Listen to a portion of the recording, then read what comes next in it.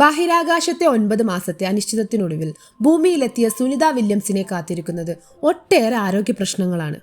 സാധാരണ ഒരു യാത്ര കഴിഞ്ഞെത്തുന്നത് പോലെയല്ല ബഹിരാകാശ സഞ്ചാരം കഴിഞ്ഞ് ഭൂമിയിലെത്തിയാലുള്ള അവസ്ഥ. ശരീരം പഴയ രീതിയിലേക്ക് തിരിച്ചെത്താൻ മാസങ്ങളെടുക്കും. ഫ്ലോറിഡയുടെ തീരക്കടലിൽ ഡ്രാഗൺ പേടകത്തിൽ സ്പ്ലാഷ് ലാൻഡ് ചെയ്യുന്ന സുനിതയെയും വിൽമോറിനെയും ക്രൂ 9ലെ 2 അംഗങ്ങളെയും ടെക്സസിലെ ഹ്യൂസ്റ്റണിലുള്ള നാസയുടെ ജോൺസൺ ബഹിരാകാശ കേന്ദ്രത്തിലേക്കാണ് കൊണ്ടുപോവുക. അവിടെ അവരെ വൈദ്യപരിശോധനയ്ക്ക് വിധേയമാക്കും. 9 മാസത്തോളം മൈക്രോഗ്രാവിറ്റിയിൽ കഴിഞ്ഞ അവർക്ക് ഭൂമിയുടെ ഗുരുത്വാകർഷണവുമായി പൊരുത്തപ്പെടുത്തുന്നതിനുള്ള പിന്തുണയും സഹായവും അവിടെ നൽകും. ബഹിരാകാശത്തു തങ്ങി മടങ്ങിയെത്തുന്നവർക്ക് ഭൂമിയിൽ ജീവിക്കുന്നതിന് അനുഗുണമായ ശാരീരിക മാനസിക അവസ്ഥ വീണ്ടെടുക്കൽ പ്രക്രിയക്ക് നാളുകളെടുക്കും. ഗുരുത്വാകർഷണമില്ലാത്ത അവസ്ഥയിൽ ജീവിക്കുന്നതിനാൽ അവരുടെ കൈക്കാലുകളിലെ പേശികൾ ക്ഷയിച്ചിട്ടുണ്ടാകും. എല്ലുകൾക്ക് ബലക്ഷയം, ഉറക്കമില്ലായ്മ, മൂത്രത്തിൽ കല്ല്, അണുബാധ, അതായത് ബഹിരാകാശ ജീവിതം യാത്രക്കാരുടെ പ്രതിരോധശേഷി കുറയ്ക്കും. മാനസിക സമ്മർദ്ദം, തലകറക്കം, മന്ദത, ശരീരത്തിന്റെ തുലന നിലയിൽ പ്രശ്നം, ബേബി ഫീറ്റ്, അതായത് പാദത്തിന്റെ അടിവശത്തെ ചർമ്മം നേർത്തുപോകുന്നത് തുടങ്ങിയ ആരോഗ്യ പ്രശ്നങ്ങൾ ഉണ്ടാകും. നീൽ ആംസ്ട്രോങ്ങും ടീമും ചന്ദ്രനിൽ നിന്ന് തിരിച്ചെത്തിയപ്പോൾ വീൽചെയറിലായിരുന്നു തിരിച്ചു ഭൂമിയിലിറങ്ങിയത്. സ്പേസ് സ്റ്റേഷനിൽ നിന്ന് തിരിച്ചെത്തുന്ന ബഹിരാകാശ സഞ്ചാരികളെയും വീൽചെയർ ഉപയോഗിച്ചു തന്നെയാണ് തിരിച്ച് താഴെ ഇറക്കുന്നത്. സീറോ ഗ്രാവിറ്റിയിൽ നിന്ന് പെട്ടെന്ന് ഭൂമിയിലേക്ക് എത്തുമ്പോൾ ശരീരത്തിന്റെ ഭാരം വഴങ്ങാൻ പറ്റാത്ത ബാലൻസ് തെറ്റി വീഴുന്നത് കൊണ്ടാണിത്. സീറോ ഗ്രാവിറ്റി, മൈക്രോഗ്രാവിറ്റി എന്നീ പ്രതിഭാസങ്ങൾ നമ്മുടെ ശരീരത്തിലെ എല്ലുകളുടെ സാന്ദ്രത, രക്തയോട്ടത്തിന്റെ വേഗം, മെറ്റബോളിസം റേറ്റ്, റേഡിയേഷൻ റിസ്ക് എന്നിങ്ങനെ ഒട്ടേറെ കാര്യങ്ങൾ മാറ്റിമറിക്കും. തങ്ങൾക്കൊരു പെൻസിൽ ഉയർത്താൻ പോലും പ്രയാസമായിരിക്കുമെന്ന് ബുച്ച് നേരത്തെ വ്യക്തമാക്കിയിരുന്നു. ചുരുക്കി പറഞ്ഞാൽ ബഹിരാകാശ യാത്ര മനുഷ്യന് അത്ഭുതകരമായ അനുഭവമാണെങ്കിലും അത് നിരവധി ശാരീരികവും മാനസികവുമായ ആരോഗ്യ പ്രശ്നങ്ങൾക്ക് കാരണമാകും. ഭൂമിയിലെ സാധാരണ ജീവിതത്തിൽ നിന്നും വ്യത്യസ്തമായ സാഹചര്യങ്ങളാണ് ബഹിരാകാശ യാത്രയിൽ നേരിടേണ്ടി വരുന്നത്. ശാരീരികമായി ഗുരുത്വാകർഷണമില്ലായ്മ പേശികളുടെയും എല്ലുകളുടെയും ബലക്ഷയത്തിന് കാരണമാകും. ദീർഘകാലം ബഹിരാകാശത്ത് കഴിയുന്നവരുടെ എല്ലുകളുടെ സാന്ദ്രത കുറയും, പേശികൾ ദുർബലമാവുകയും ചെയ്യും. കൂടാതെ ബഹിരാകാശ വികിരണങ്ങൾ ക്യാൻസർ പോലുള്ള മാരക രോഗങ്ങൾക്ക് കാരണമാകും. കാഴ്ചശക്തിയിൽ മാറ്റം വരാനും ഉറക്കമില്ലായ്മ അനുഭവപ്പെടാനും സാധ്യതയുണ്ട്. ഇനി മാനസികമായി ആണെങ്കിൽ ഒറ്റപ്പെടലും വീടുമായുള്ള അകലവും മാനസിക സമ്മർദ്ദത്തിന് കാരണമാകും. ചെറിയ സ്ഥലത്ത് ദീർഘകാലം കഴിയുന്നതിന് മാനസികമായ വെല്ലുവിളികൾ സൃഷ്ടിക്കും. കൂടാതെ ബഹിരാകാശ ദൗത്യത്തിലെ അപകട സാധ്യതകളും സമ്മർദ്ദം വർദ്ധിപ്പിക്കും. മാനസികമായ പിരിമുറുക്കം, വിഷാദം, ഉത്കണ്ഠ തുടങ്ങിയ പ്രശ്നങ്ങളും ഉണ്ടാകാൻ സാധ്യതയുണ്ട്. ഈ പ്രശ്നങ്ങൾ പരിഹരിക്കാൻ ശാസ്ത്രജ്ഞർ നിരന്തരം ശ്രമിക്കുന്നുണ്ട്. വ്യായാമങ്ങൾ, പോഷകസമൃദ്ധമായ ഭക്ഷണം, മാനസികാരോഗ്യ പരിപാടികൾ എന്നിവ ഇതിൽ ഉൾപ്പെടുന്നു. ബഹിരാകാശ യാത്രയുടെ അപകട സാധ്യതകൾ കുറയ്ക്കാനും യാത്രികരുടെ ആരോഗ്യം സംരക്ഷിക്കുന്നതിനും കൂടുതൽ ഗവേഷണങ്ങൾ ആവശ്യമാണ്. മനുഷ്യന്റെ ബഹിരാകാശ യാത്രകൾ സുരക്ഷിതമാക്കുന്നതിൽ ഈ ഗവേഷണങ്ങൾ നിർണായകമായ പങ്ക് വഹിക്കുന്നു.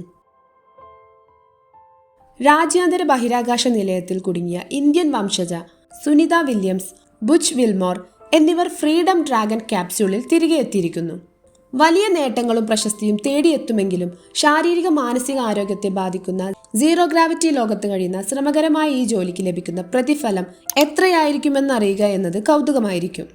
നാസയിലെ മുൻ ബഹിരാകാശ യാത്രികൻ കാഡി കോൾമാന്റെ അഭിപ്രായത്തിൽ ബഹിരാകാശ യാത്രികർക്ക് ഓവർ ടൈം വേതനമൊന്നും ലഭിക്കില്ല.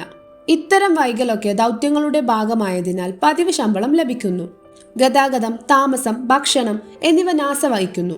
കൂടാതെ ഒരു ചെറിയ ദൈനംദിന അലവൻസുമുണ്ട്. നിയമപരമായി പണം നൽകാൻ ബാധ്യസ്ഥരാകുന്ന യാദൃശ്ചികമായി സംഭവിക്കുന്ന ചില കാര്യങ്ങളായി ചിലപ്പോൾ പ്രതിദിനം ഒരു ചെറിയ തുക ലഭിച്ചേക്കാം. അതൊരു ദിവസം ഏകദേശം $4 ആയിരിക്കുമെന്ന് കാഡി കോൾമാൻ പറയുന്നു. 2010-11 159 ദിവസത്തെ ദൗത്യത്തിനിടെ കോൾമാന് ഏകദേശം $636, അതായത് 55,000 രൂപയിൽ കൂടുതൽ അധികം ശമ്പളം ലഭിച്ചു. ഇതേ കണക്കുകൂട്ടൽ അനുസരിച്ച് 287 ദിവസത്തിലധികം ബഹിരാകാശത്ത് ചെലവഴിച്ച സുനിത വില്യംസിനും ബുച്ച് വിൽമോറിനും കുറഞ്ഞത് $1148, ഏകദേശം 1 ലക്ഷം രൂപ അധികം പ്രതിഫലം ലഭിക്കാൻ മാത്രമാണ് സാധ്യതയുള്ളത്. നാസ തീരുമാനപ്രകാരം ഇക്കാര്യങ്ങളിൽ മാറ്റമുണ്ടായിരിക്കാം. GS-13 ഗ്രേഡിലുള്ള ബഹിരാകാശ യാത്രികർക്ക് $81,216, ഏകദേശം 6.7 ദശലക്ഷം ഇന്ത്യൻ രൂപ മുതൽ $1,05,579, ഏകദേശം 8.77 ദശലക്ഷം ഇന്ത്യൻ രൂപ വരെയാണ് ലഭിക്കുന്നത്. GS-15 ഉൾപ്പെടുന്ന മുതിർന്ന ബഹിരാകാശ യാത്രികർക്ക് പ്രതിവർഷം 7 ദശലക്ഷം മുതൽ 12.7 ദശലക്ഷം രൂപ വരെയാണ് ലഭിക്കുന്നത്. സുനിത വില്യംസ് GS-15 ശമ്പള ഗ്രേഡിൽ കീഴിലാണെന്നാണ് സൂചന.